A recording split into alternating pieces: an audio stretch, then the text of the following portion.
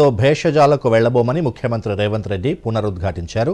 హైదరాబాద్ను అంతర్జాతీయ ప్రమాణాలకు అనుగుణంగా అభివృద్ధి చేస్తామన్న ఆయన అందుకు ప్రణాళికాబద్ధంగా ముందుకు వెళ్తున్నామని తెలిపారు. సికింద్రాబాద్ అల్వాల్లోని రాజీవ్ రహదారిపై ఎలివేటెడ్ కారిడార్ నిర్మాణానికి రేవంత్ భూమి పూజ చేశారు.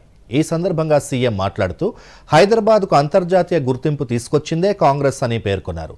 కాంగ్రెస్ దూరదృష్టి నిర్ణయాల వల్లే భాగ్యనగరం అభివృద్ధి చెందిందని రేవంత్ అన్నారు.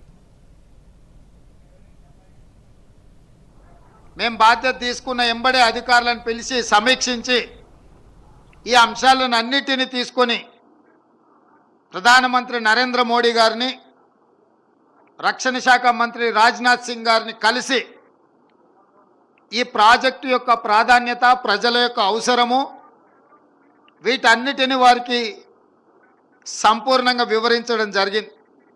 మొదటి అడుగు మేమేసి కేంద్ర ప్రభుత్వానికి సహకరించి, కేంద్ర ప్రభుత్వాన్ని కూడా మాకు సహకరించండి, ఈ ఎలివేటర్ కారిడార్స్ కట్టకపోతే రంగారెడ్డి జిల్లాలో మేడ్చల్, కుత్బుల్లాపూర్ ప్రాంతం అభివృద్ధి ఆగిపోతుంది.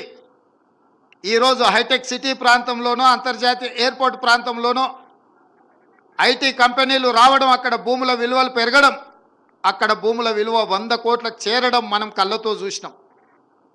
ఇవాళ మేడ్చల్ ప్రాంతం కూడా అభివృద్ధి చెందాలి అని అంటే ఈ ఎలివేట్ కారిడార్ పూర్తి కావాలి.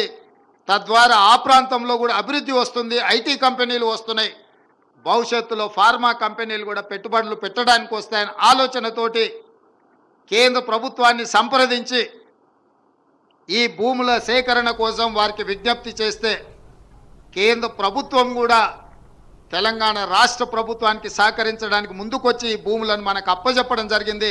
కేంద్ర ప్రభుత్వానికి తెలంగాణ రాష్ట్ర ప్రభుత్వం తరఫున ధన్యవాదాలు, కృతజ్ఞతలు నేను తెలియజేస్తున్నా.